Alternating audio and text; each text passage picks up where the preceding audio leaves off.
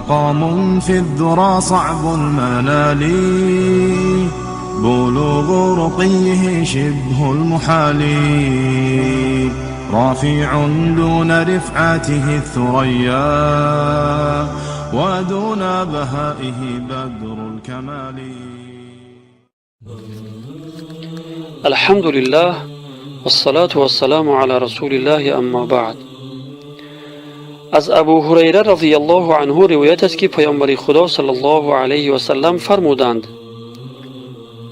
به یکدیگر حسد نورزید و در معامله یکدیگر نجش نکنید. معنی حسد زوال نعمت کسی را تمنا کردن است. یعنی حسد کننده اگر چیزی را از مال و ثروت بر دیگران ببیند ناراحت می شود و آرزو می کند که من چنین مال داشته باشم و او چنین مال نداشته باشد. و معنی نجش اظهار خرید یک مال به قیمت بالاتر بدون قصد خریدن آن است. یعنی شخص بدون این که آن مال را بخرد اظهار می کند که من این مال را به نرخ بالاتر می خرم. این کار برای فریب دادن خرنده و تحریک او به خرید آن مال است. مثالش چنین است که زید فروشنده است و بکر خرنده است و مالی که 5 سومان قیمت دارد میخواهد آن را ارزانتر بخرد، ولی در اینجا شخصی سوم عمرو بدون قصد خریدن آمده اظهار میکند که من این مال را به نرخ 6 سومان میخرم، بیا آن را به من بفروش. پس بکر یعنی خرنده سراسیمه شده مال را 5 سومان میخرد.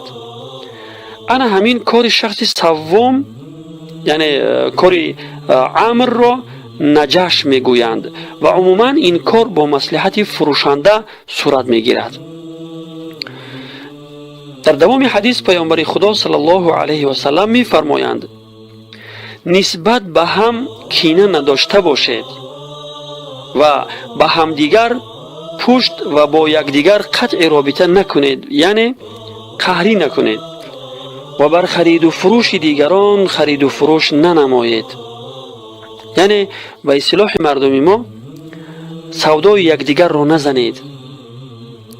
مثالش چنین می شود که زید فروشنده است و گوسفندی را می خواهد 200 سومان به بکر فروشد.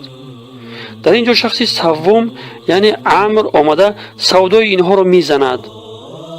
عمرو برای فروشنده می گوید که بیا گوسفند را به من فروش، من آن را به مبلغ 250 سومان می خرم و سودای برادرش را زده خودش آن را می خرد.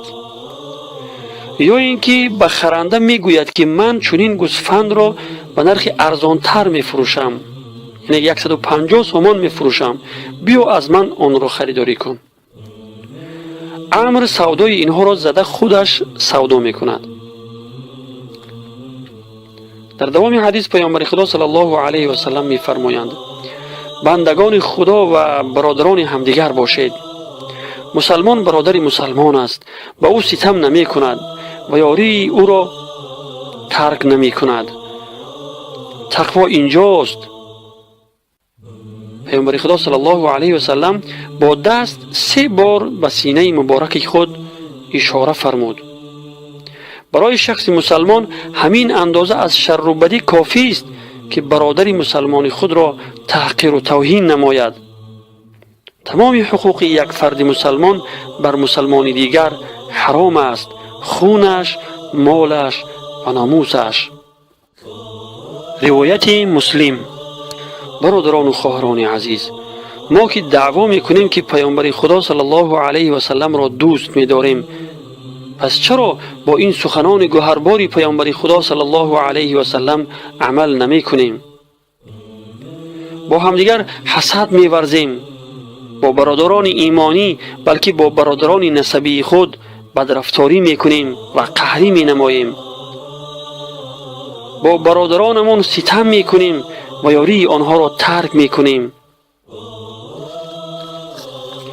برادران و خواهران خود را تحقیر و توهین میکنیم آبروی آنها را میریزیم، حتی فکر هم نمی کنیم که آبروی یک فرد مسلمان در برابر خونش قرار دارد که اگر آبرویش را ریزاندی گویا خونش را ریزاندی و گناه ریزاندن خونش را به دوش میگیری.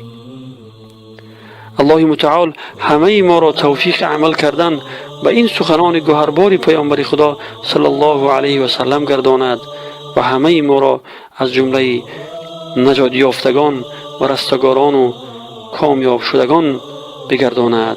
آمین یا رب العالمین.